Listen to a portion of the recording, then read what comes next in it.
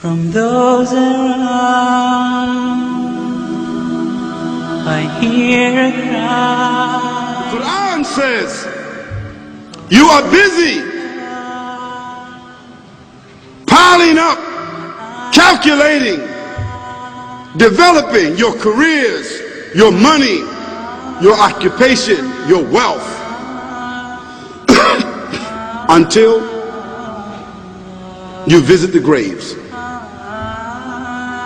Think about it. When was the last time that you went to a funeral? Was it your mother? Was it your father? Was it your grandfather? Was it your uncle? Was it your cousin? Was it your friend? Was it your wife? Was it your husband? The last time that you visited the grave, when you went to a funeral and you saw that person whom you loved that was laughing, crying, live, boasting, wealthy, educated, denying, arrogant, whatever they were. What was the demeanor of the people when you walked in that funeral home? When that person was stretched out in their last suit?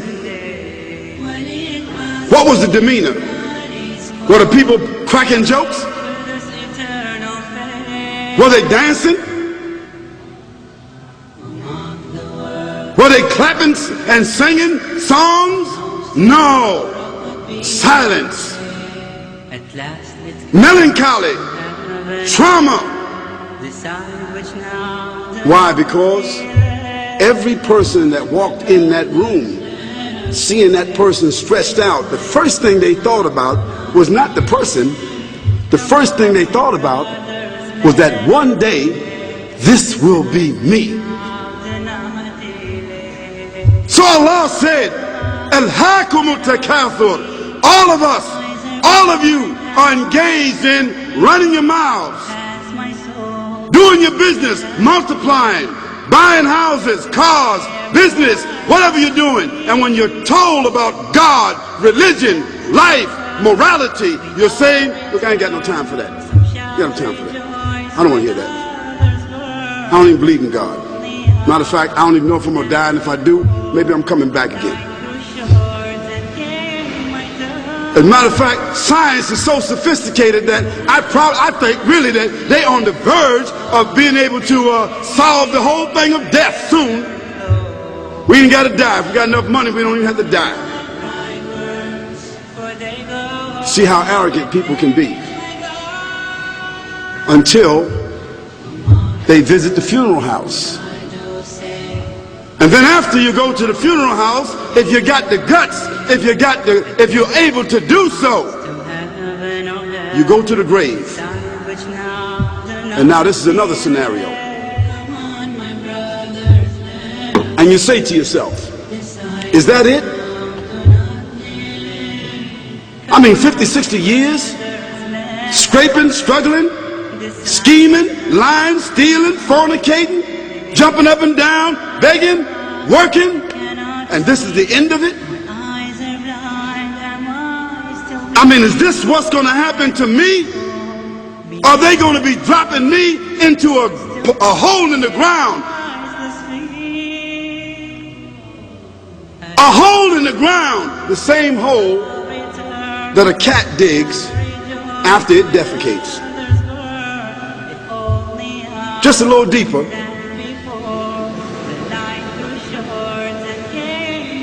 But for the same reason. The cat digs a hole because the cat has dignity. Something that human beings don't seem to have. Instinctively, the cat digs a little hole, covers it up. Humans have got to be taught to do that. But it's for the same reason.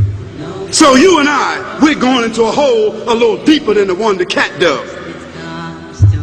And all the people that's crying, pulling out their hair, screaming, almost acting like they falling in the thing with you. They want to just jump in there with you. Not really though, you know, it's all an act. Because ain't nobody really going to jump in there and stay in there. They don't love you that much.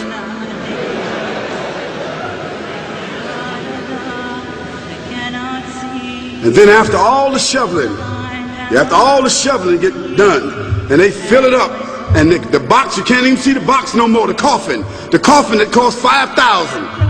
I don't know what did they burn somebody in a $5,000 coffin for? I mean, if I was a funeral director, after they left, I would dig them back up and put them in another box and take that box back.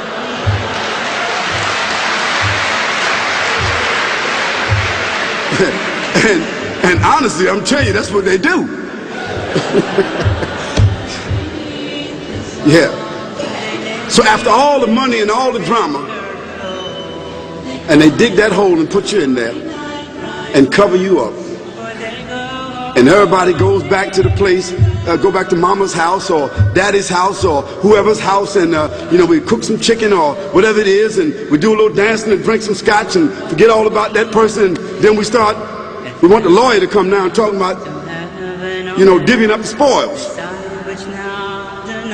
So if that woman who died had a husband, somebody else gonna marry him, you know that.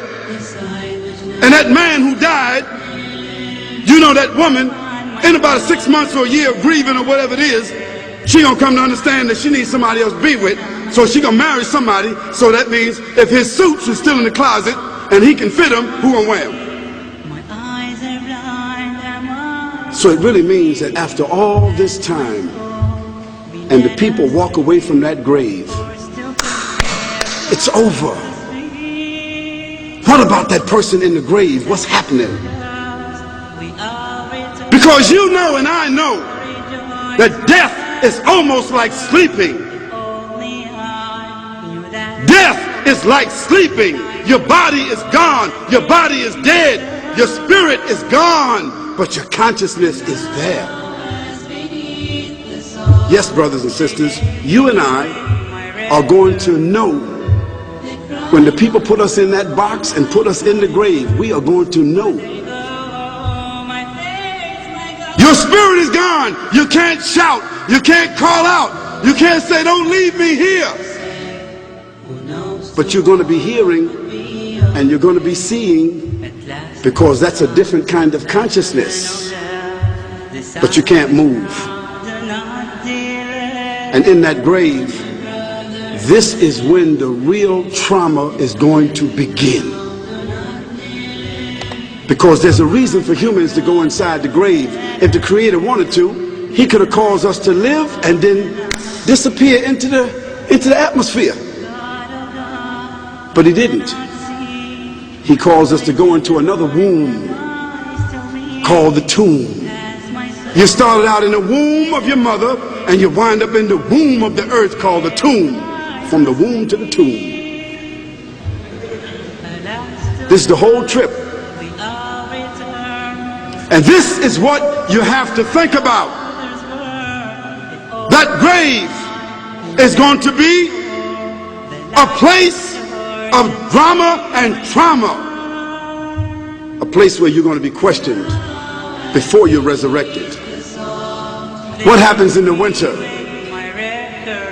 All the leaves fall off the trees and the earth goes dead. And what happens in the springtime? The water comes, generates the earth again, germinates all over again, new grass, new leaves, new flowers, new fruits. So Allah says, and a sign for them is the dead earth. After that we give it life. And then you eat the fruits from that. So Allah says, the one who gave you life in the beginning, is He not able to give you life all over again in order to judge you? Yes, certainly.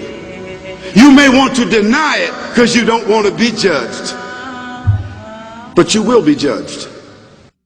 From those around I hear a cry, a muffled sob, a hopeless sigh. I hear their footsteps leaving slow, and then I know my soul must fly. A chilly wind begins to blow within my soul from head to toe. breath escapes my lips. It's time to leave and I must go. So it is true, but it's too late.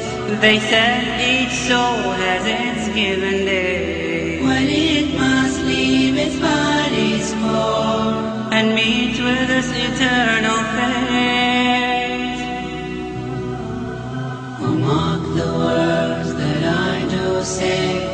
Who knows tomorrow could be your day? At last it comes to heaven or hell. Decide which now, do not delay. Come on, my brothers, let us pray. Decide